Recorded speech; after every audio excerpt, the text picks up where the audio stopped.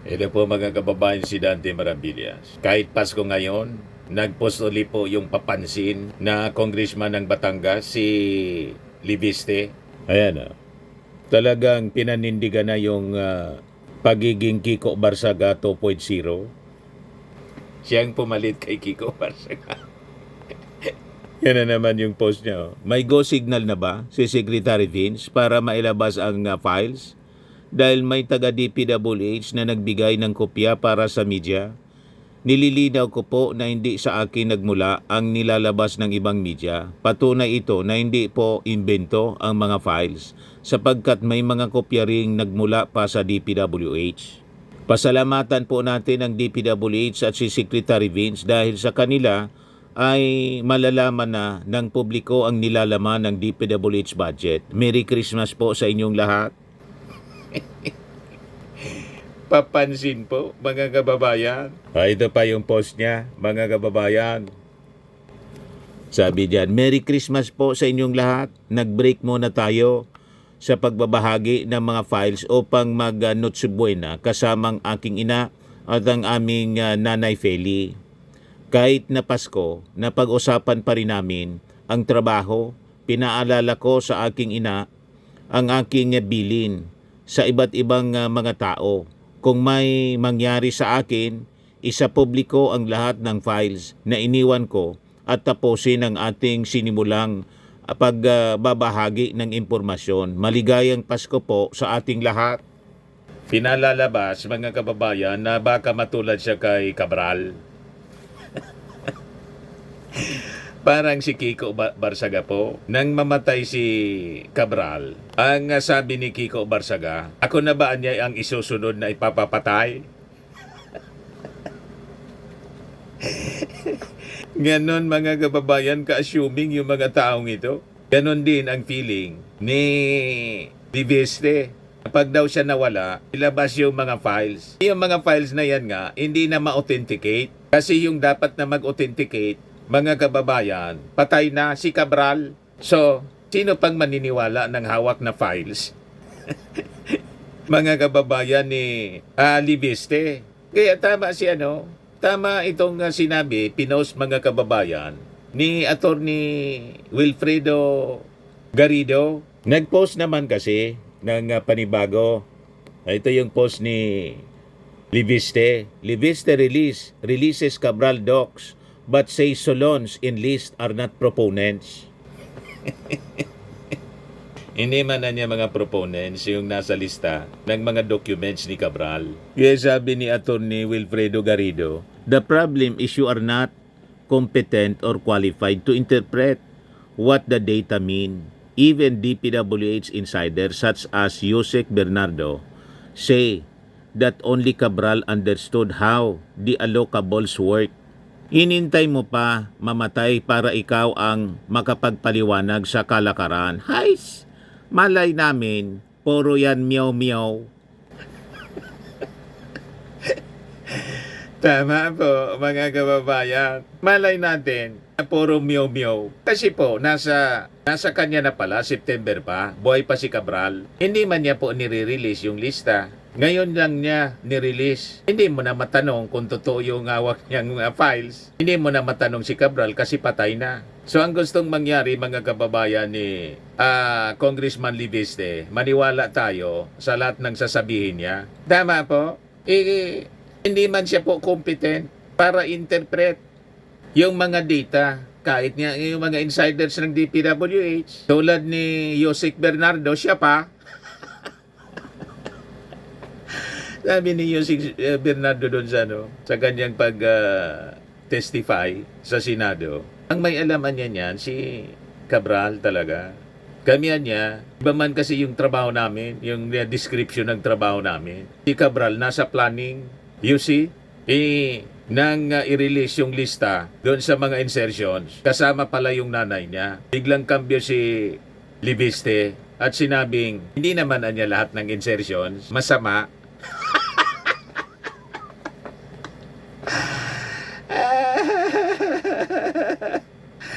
You see, 100 billion yung insertions na nakapangalan sa kanyang nanay. Maliit niya yung kay nanay, 1 billion lang. Pero yung mga kasama niyang senadoran niya, ang insertions, 5 billion to 6 billion. Pinakang maliit na niya yung sa aking nanay. Yung insertions niya ng aking nanay, 1 billion lang. So, hindi mo naman niya lahat ng insertions masama.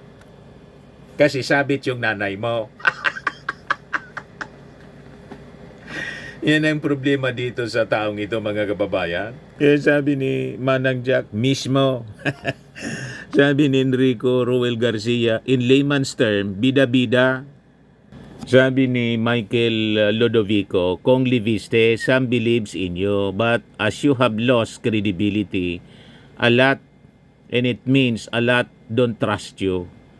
This whether you like it or not, though you have billions in your treasury, thanks to Duterte having facilitated exclusivity of your solar business. It is game over for you. Sabi ni Onay Misa, he is meddling with the ongoing investigations. He is not here because he wants accountability. He is here because he wants to divert the investigations. Eventually, the investigations will lead to his allies from Davao. It's nearing. The name of Edvic Yap has already been mentioned. That man allegedly is a close business associate of the family from Davao. Malamang yan ang intensyon, mga kababayan, nitong si Liviste. Kasi idol niya si Digong, barkada niya yung mga Duterte. Binigyan kasi ng franchise sa solar business niya. Nakita na ninyo, mga kababayan. Sabi ni Bani Guzman, pal ko pal, akala mo God's gift to the Philippines. Pwe. Sabi ni Michael Deres, naka-overdrive at yan para maungosan si Mayor Vico. Gustong makilala ng todo-todo, mga kababayan. Palabasin na piro siya. At this age, mga kababayan, nagbibida-bida na siya. At gustong palabasin, bayani siya, matapang, pag-expose ng mga anomalya. Yung mga documents po, hindi man siya competent para mag-interpret. At hindi na natin matatanong yung dapat na tanungin kasi patay na. Sabi pa nitong isa pang netizen, kaya nga po, sino ba tong bagitong politician na to? Puro kiyaw-kiyaw lang ang alam. Naglabas ng lista ni late Cathy Cabral. Ano alam niya? Mag-ingay, buset, meow-meow. Sabi ni Jim Jan, Diyos ko, grabe pala ang resulta ng pinagsama-samang jeans nila Ligarda at Liviste. Perfect storm. Sabi ni Raymond Tiglao Pineda, maliban sa magpabida, meron mas malaking goal yung anak ni Loren, kaya bida-bida.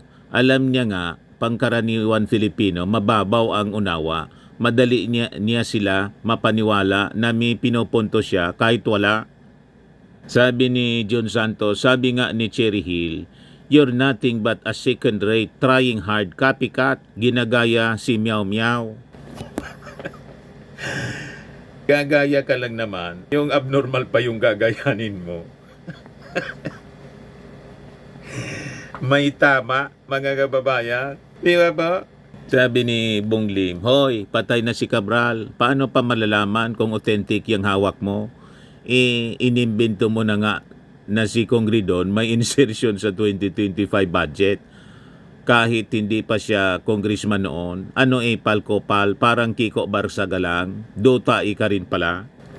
Pati si Manny Pacquiao, hindi naman parte ng 19 Congress si Manny Pacquiao. Nakasama pa sa may insertion na senador. Dating senador. O diba, doon pa lang, bagsak na po. Sabi ni Manny Bautista, he should get tips from his mother how to be hustler among crooks in the legislature. Sabi ni J.C. Villabuna Severino, too late the hero. Liviste's major blunder waited for Cabral to die before releasing the documents. Now, no Cabral can authenticate the documents Liviste withheld since September. Correct. Sabi ni Drosirho now may pinagmanahan sa pagiging trapo. Sabi ni Manong Pepe, pakawala yata yan mga Duterte itong si Leviste. Sabi ni David Baloyot, this guy is a clown. Kaya sabi po niya, sabi ni Jose Castro kahapon, the palace will only respond niya to the documents authenticated by DPWH. Other than this, they will all be considered hearsay or chismis, which have no probative value. Palace Press Officer, Attorney Claire Castro described as hearsay or chismis the documents shared by Batangas 1st District Representative Leandro Leviste, which he claimed were given to him by the late DPWH Undersecretary Maria Catalina Cabral. The documents allegedly contained a summary file of the proposed 2025 DPWH budget per district, including the corresponding allocations.